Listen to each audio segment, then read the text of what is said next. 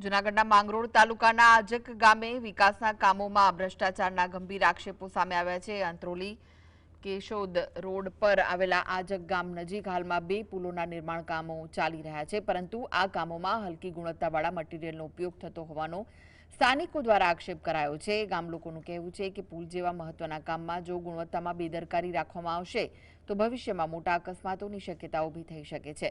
આ સમગ્ર મામલે ગામ લોકોમાં રોષ ફેલાયો છે અને તેમણે ઉચ્ચ કક્ષાએથી નિષ્પક્ષ અને ઊંડાણપૂર્વક તપાસ કરવાની માંગ ઉઠાવી છે। હવે જોવાનું રહ્યું કે જવાબદાર તંત્ર આ ગંભીર આક્ષેપોને લઈને શું કાર્યવાહી કરે છે।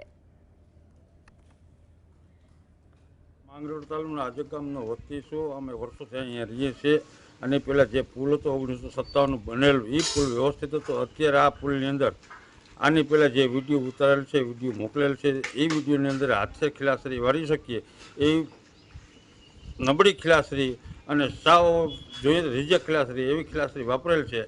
કોન્ટ્રાક્ટરે આમાં કંઈ ધ્યાન દેતા નથી, કોઈ અધિકારી આવતા નથી।